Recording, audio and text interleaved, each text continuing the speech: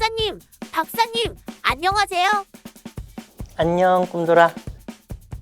지구에 오니 코로나란 바이러스가 활개를 치고 있던데 문제가 뭐예요? 아, 그렇지.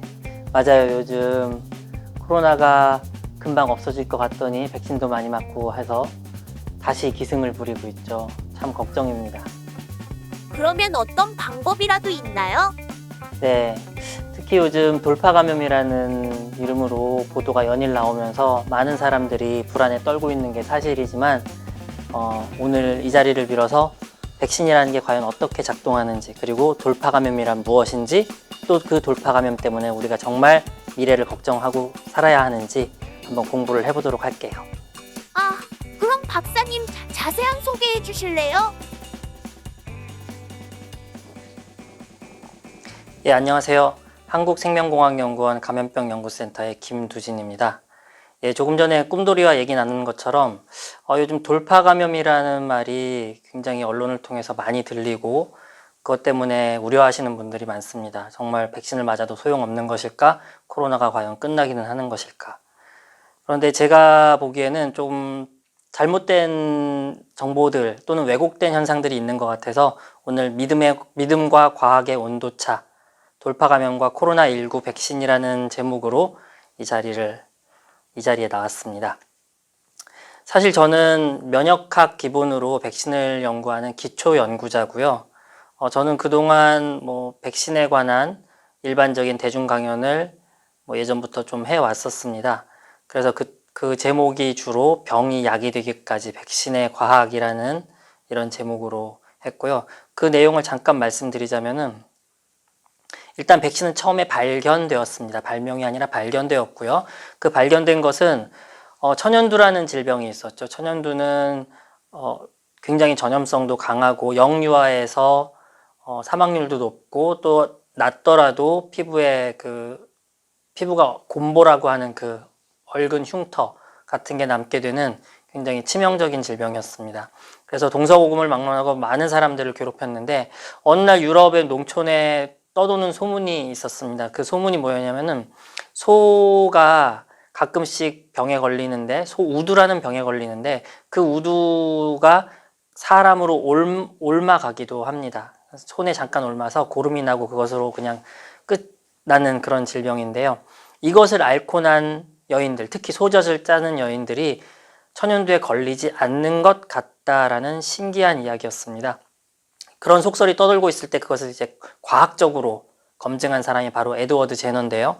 에드워드 제너는 이 소우두의 그 병변과 사람이 걸리는 이런 모습들, 그리고 천연두의 모습이 매우 유사한 것에 착안을 해서 혹시 우두의 성분이 우리 몸에 천연두를 막을 수 있는 면역을 주는 것은 아닐까라고 가설을 세웠고, 어느 날 우두에 걸려서 손에 고름이 잡힌 사라 넴스라는 여인이 찾아왔을 때 이 고름을 모아두었다가 자기 집 정원사 아들한테 투여를 하고 6주 후에 진짜 천연두 환자의 고름을 투여하고 또 다시 반복하고, 그리고 많은 사람들한테서 이 검증을 반복함으로써 이 우두를 우리 몸에 접종했을 때 천연두를 막아줄 수 있는 면역을 형성하는구나 라는 것을 검증을 했습니다. 그래서 1800년대 초반에 이 백신이라는 단어가 들어간 논문을 발표를 했고요. 그 백신이라는 단어는 소를 뜻하는 바카라는 단어에서 왔고, 아까 말씀드린 그 소가 걸리는 그 질병,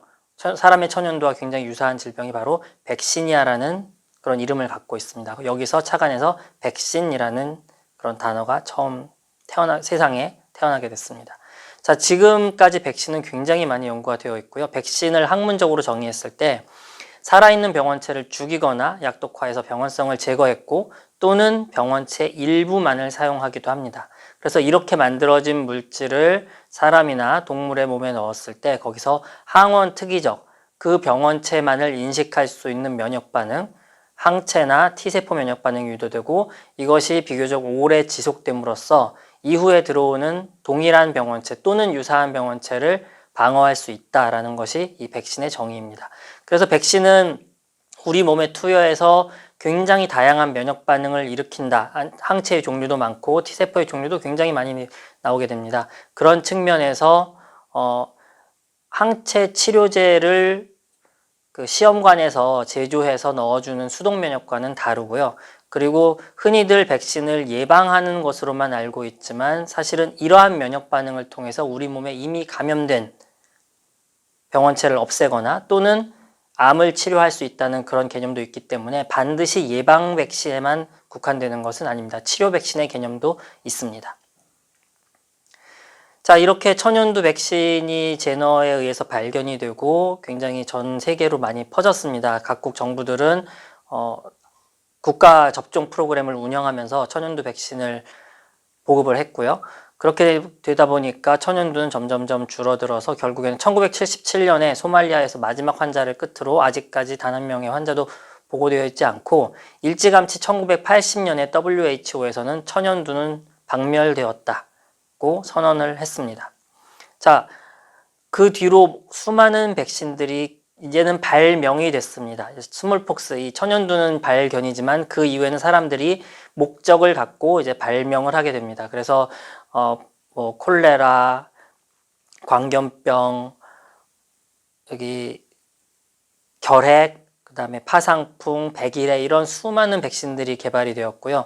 그러한 기술들은 처음에는 병원체를 키워서 바이러스나 세균을 키워서 죽이거나 아니면은 조금 약하게 만드는 방법을 사용했는데 지금은 훨씬 더 많은 기술들이 발전되어 있습니다.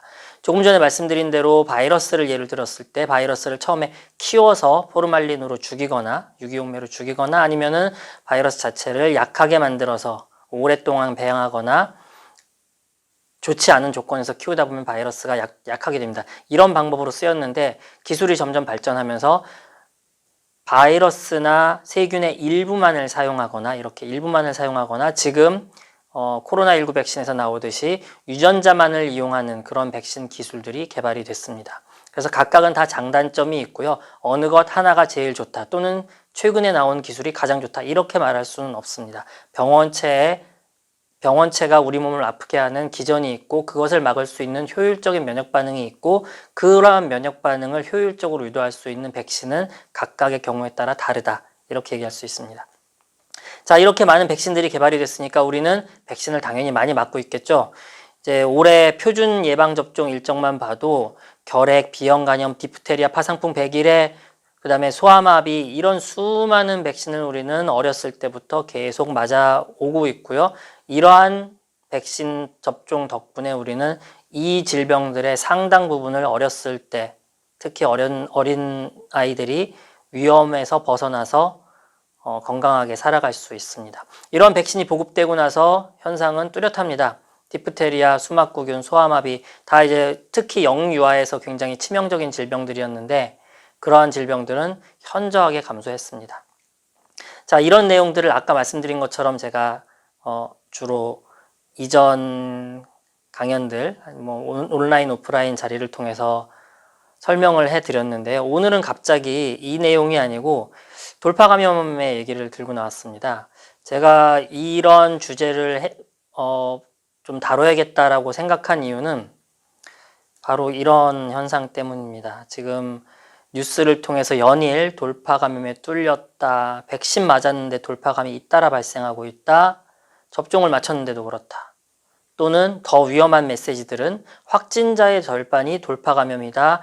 즉 확진자의 89%가 돌파 감염이다. 자, 이런 메시지들입니다. 자, 이것이 거짓일까요? 아니요, 거짓은 아닙니다. 하지만 여기에서 우리는 좀 중요한 메시지를 놓치고 있는 것들이 많다. 오늘 그 얘기를 드리려고 하고요. 일단 지금부터는 조금 학술적인 내용들을 설명을 드리겠습니다. 자, 일단 이 바이러스가 어떤 특징을 가졌는지를 좀 확인해 볼 필요가 있을 것 같아요. 굉장히 특이한 바이러스입니다. 지금 호흡기 감염병, 호흡기 바이러스는 그동안 굉장히 많이 겪어왔는데 그것들과도 굉장히 다른 특징이 있습니다. 자, 인플루엔자 그리고 사스, 메르스, 코로나19 바이러스 이렇게 비교를 했는데요. 이거는 이 세로선이 스스로 감염된 사람이 증상을 느끼는 시점이고요. 증상을 느끼는 시점 전후에서 바이러스 양이 얼마나 있는가, 그 사람의 몸에 바이러스 양이 얼마나 있는가를 도식화한 그래프입니다. 사스를 보면은 증상을 느끼고 아프다, 내가 머리가 아프고 기침이 난다, 근육통이 있다, 열이 난다 라고 느끼고 나서부터 바이러스가 급격하게 증가하죠. 메르스 또한 그렇습니다. 자, 그런데 코로나19는 어떤가요? 내가 증상을 느끼기 훨씬 전에도 굉장히 많은 바이러스 양을 갖고 있죠. 특히 상기도, 상부호흡기, 코와 인후두에서 이 코로나19 바이러스의 증식이 굉장히 강합니다. 그리고 증상을 느낀 이후에도 굉장히 높은 바이러스가 있고 그것이 굉장히 오래 갑니다. 보름 이상 유지되는 것이 보이죠. 자, 인플루엔자 경우에는 이 경우에도 증상을 느끼기 전에도 상당히 많은 바이러스가 존재하고 증상을 느끼고 나서도 상당히 많은 바이러스가 있습니다. 그런데 문제는 뭐냐? 짧죠. 여기서는 적어도 4, 5일 정도를 무증상인 상태에서 이만큼의 바이러스가 있었는데 신종플루는 하루 이틀 정도입니다. 그리고 없어지는 시간도 일주일 내로 굉장히 짧아요. 그런데 코로나19는 그보다 훨씬 길죠. 자, 이 얘기가 뭐냐? 무증상인 상태에서 바이러스가 이렇게 많다는 것은 무증상인 상태로 내가 감염원이 될 수 있다. 다른 사람한테 코로나19 바이러스를 전파할 수 있다라는 점에서 굉장히 지금 바이러스를 컨트롤하기가 어려운 그런 원인 중에 하나입니다. 자, 그리고 또 하나는 이것도 비슷한 내용인데요. 다른 논문에 소개된 내용입니다. 결과적으로 내용은 같습니다. 사스코브2, 이 코로나19 바이러스가 증상을 느끼기 훨씬 전부터도 상당히 많은 양이 존재한다. 이런 것은 기존에 보고되었던 사스나 메르스, 빨간색 사스나 초록색 메르스하고는 상당히 다른 패턴이다. 이렇게 얘기할 수 있습니다. 자, 일단은 상부호흡기에서 무증상인 상태에서도 굉장히 바이러스 증식이 활발하다는 게 하나의 특징이고요. 그 다음에 지금 백신의 특징을 하나 말씀드리자면요.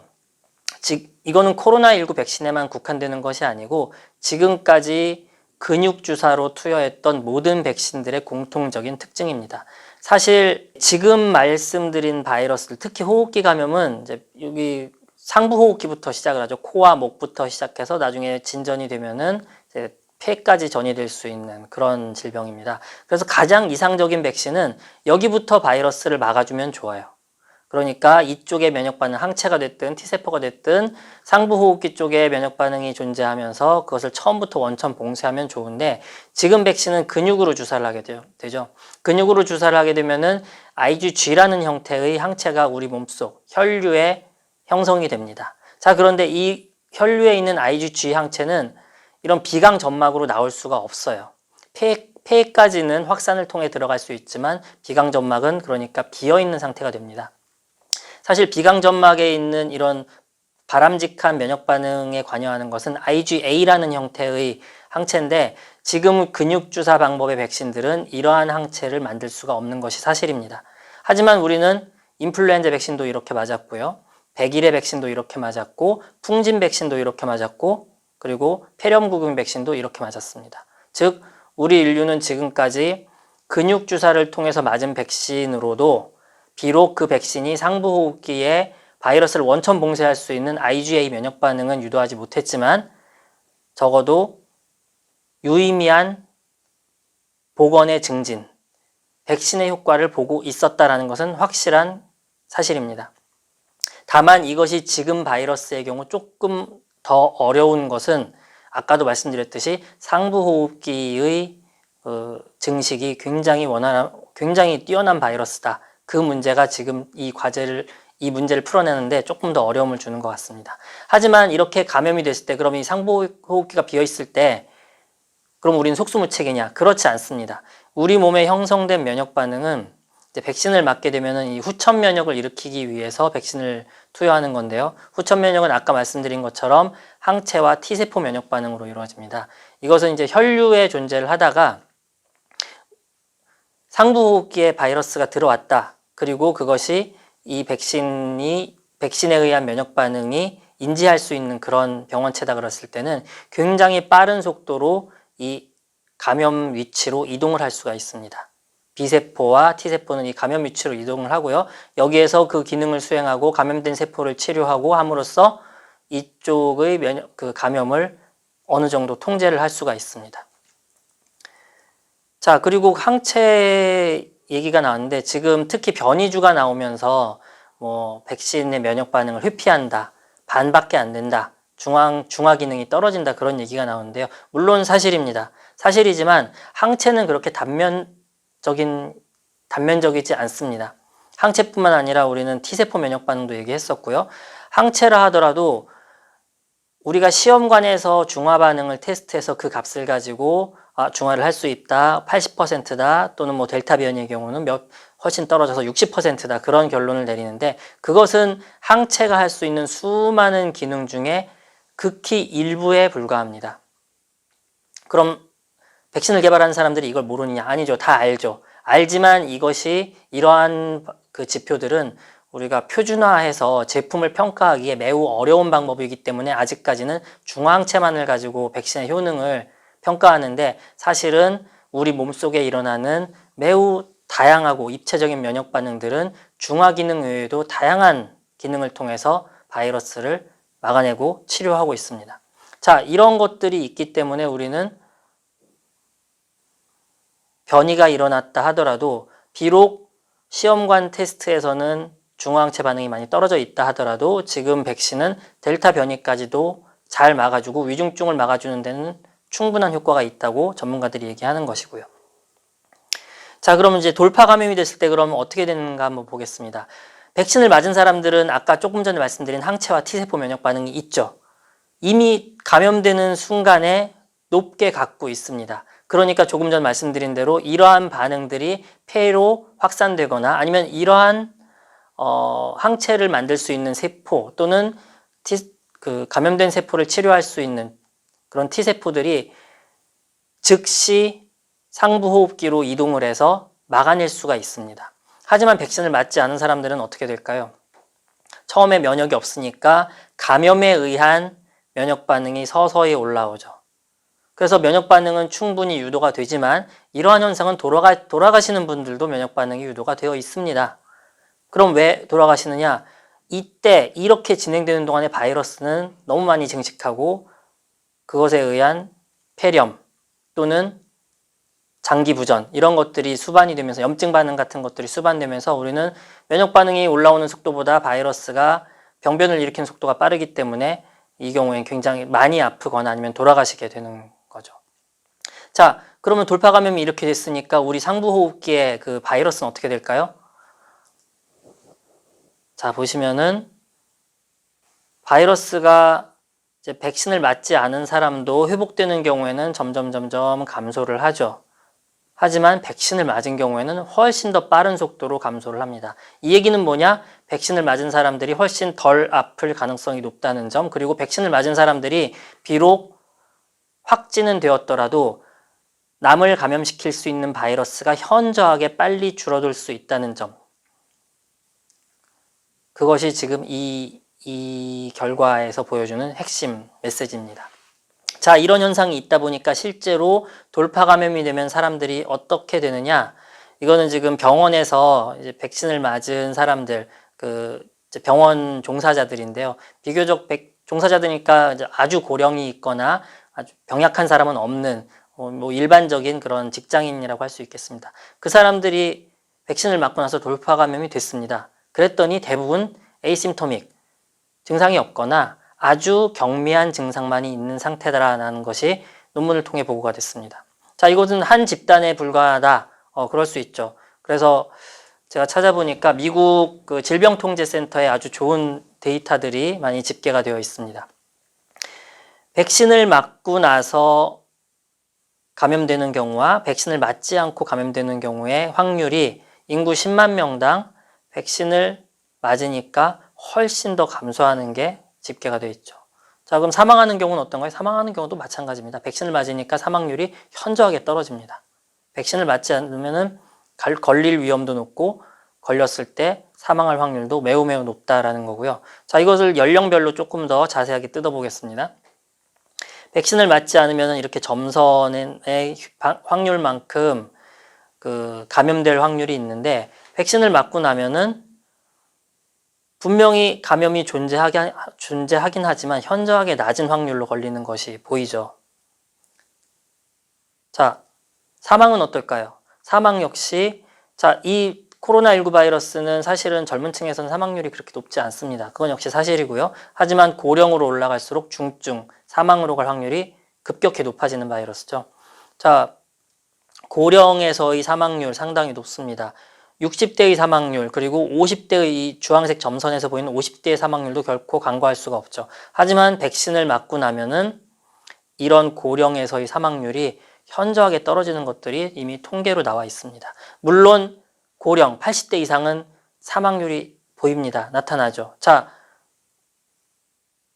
고령에서 백신의 효능이 떨어지는 것, 그리고 고령 인구가 이런 호흡기 감염병에 취약한 것은 지금 코로나19의 문제, 코로나19 백신의 문제만이 아니라 거의 대부분의 호흡기 감염병이 그렇습니다. 뭐 호흡기 감염병이 아니더라도 고령이 되었을 때 모든 질병에 취약하다는 것은 뭐 기정사실이고 상식이죠. 자, 그런 분들이 일부 돌아가시기는 하지만 그렇더라도 상당히 많은 그 생명을 구하는 효과가 이 통계에서 명확하게 나타나고 있습니다. 자, 그래서 그러면은 이렇게 돌파 감염이 된 사람들은 과연 어떤 사람들일까 궁금하죠. 자, 이스라엘에서 연구한 결과인데요. 152명의 화이자 백신을 다 맞은 사람들이 돌파 감염이 돼서 입원을 했습니다. 많이 아팠다는 얘기죠. 입원한 사람들을 한번 보니까 고혈압이나 당뇨 같은 기저질환이 있는 사람들이 상당히 많았고, 아무런 기저질환이 없는 사람들은 4%, 152명 중에 6명에 불과했다라는 논문이 있습니다. 자, 그 얘기는 뭐냐? 조금 전 말씀드린 것처럼 고령의 인구는 백신을 맞았더라도 위중증으로 가는 분들이 계시죠. 어쩔 수 없는, 뭐 반가운 소식은 절대 아니지만 지금의 우리 인류의 기술로는 어쩔 수 없는 현상입니다. 그리고 조금 나이가 젊다 하더라도 고혈압이나 당뇨 같은 기저질환 또는 폐질환 등이 있을 때는 백신을 맞더라도 위중증으로 갈 확률이 높다는 것은 잘 알려진 사실입니다. 하지만 그 퍼센트가 굉장히 제한적이라는 거죠. 자, 그럼 지금까지 데이터를 보면은 절대로 백신이 효과가 없지 않아요. 명확하게 보여주고 있습니다. 자, 그런데 왜 이런 기사들은 자꾸 쏟아져 나오는 걸까요? 절반이 돌파 감염이고 89%가 돌파 감염이고 위중증의 38%도 접종 완료자고. 자, 이게 보이는 거죠. 이게 반입니다. 반. 확진자 중에 반이 돌파 감염이다. 자, 이 메시지는 아까 말씀드린 것처럼 틀린 메시지가 아닙니다. 사실이에요. 사실. 자, 그러다 보니까 이런 기사들이 쏟아져 나오다 보니까 백신 맞으나 안 맞으나 걸리는 건 똑같다. 백신 아무런 소용이 없다라는 그런 여론들이 심심찮게 보입니다. 저도 그 뉴스 댓글들을 보면은 이런 댓글들 참 많아요. 자, 정말 그럴까요? 과연 그럴까요? 자, 우리가 보지 못하는 건 뭘까요? 자, 이게 전체 그림입니다. 접종자가 우리나라 이제 80% 됐고요. 자, 이 그림은 제가 구체적인 수치를 표현한 건 아니고 그냥 도식화한 거기 때문에 정량적으로 표현한 것은 아니다라는 건 미리 말씀드리겠습니다. 하지만 거의 비슷합니다. 일단 제가 이걸 그릴 때 80% 접종 그리고 미접종이 한 20% 이렇게 잡았고요. 자, 이렇게 보면은 접종자 중에 걸릴 확률은 매우 낮습니다. 미접종자 중에 걸릴 확률보다 낮고요. 그리고 접종자 중에 위중증 사망하는 사례는 미접종자 중에 위중증 사망 사례보다 훨씬 더 그 비율이 낮습니다. 이게 제 의견이냐, 개인적인 의견이냐? 아닙니다. 백신의 효능을 계산하는 공식은, 이제 학술적인 공식은 이렇습니다. 뭐냐면은 백신을 맞지 않은 사람들 중에 걸릴 확률 분의 백신을 맞은 사람들 중에 걸릴 확률입니다. 즉 제가 보여드리는 요 도표죠. 이 미접종자 중에 걸릴 확률 분의 접종자 중에 걸릴 확률이 여기에 변수로 들어가서 계산되어 나오면은 이렇게 계산하면은 80%, 90%가 나오는 거죠. 실제로 조금 전에 보여드렸던 그 미국 질병통제센터의 데이터에서 결론은 백신을 맞으면은 걸릴 확률이 6.1배 낮아지고 사망할 확률은 11.3배 낮아진다고 결론을 내리고 있습니다. 자, 이게 전체적인 그림이에요. 전체 통계입니다. 지금까지 우리가 기사를 통해 접했던 것은 이런 사람들은 나오지 않죠. 백신을 맞고 걸리지 않았다. 백신을 맞았더니 경증이더라라는 것은 뉴스거리가 되지 않습니다. 백신을 맞았는데도 걸렸다. 백신을 맞았는데도 죽었다. 더 심한 것은 요양병원 같이 70대, 80대 고령 인구가 밀집되어 있는 곳에서 백신을 대부분 맞았는데도 걸리거나 위중증이 됐다라는 거죠. 하지만 아까 보여드린 통계에서처럼 위중증이 되는 경우는 있긴 하지만 고령에서 상당수는 그것을 벗어났다는 그런 숨겨진 사실은 보도가 되지 않고 일부 사신, 빙산의 일각만 보도되기 때문에 여러분들이 아까 말씀드린 것처럼 백신 맞으나 안 맞으나 똑같다. 확진자 중에 절반이 백신 맞은 사람이다. 똑같다. 필요 없다. 그런 얘기들이 나오는 것 같습니다. 자, 그래서 오늘 얘기는 이제 바이러스 변이도 계속 일어나고요. 최근에 또 오미크론 변이 얘기가 나오고 있습니다. 그리고 유행 장기화가 되고 있고 안전성 문제도 있지만 제가 오늘은 말씀드리지 않았고요. 지금 오늘 말씀드린 거는 효능이나 돌파 감염에 대한 얘기가 있었는데 거기에 대해서는 충분히 과학적인 데이터로 설명을 드렸다고 생각합니다. 이제 과학적인 데이터는 숫자입니다. 굉장히 딱딱하고 차가운 그런 객관적인 사실이죠.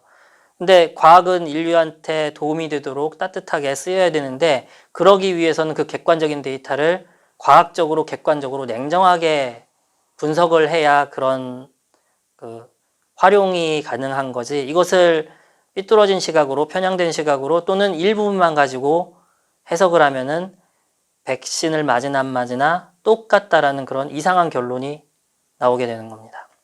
그래서 제가 말씀드리는 건 이제 과학적 사고가 중요하다 그거고요.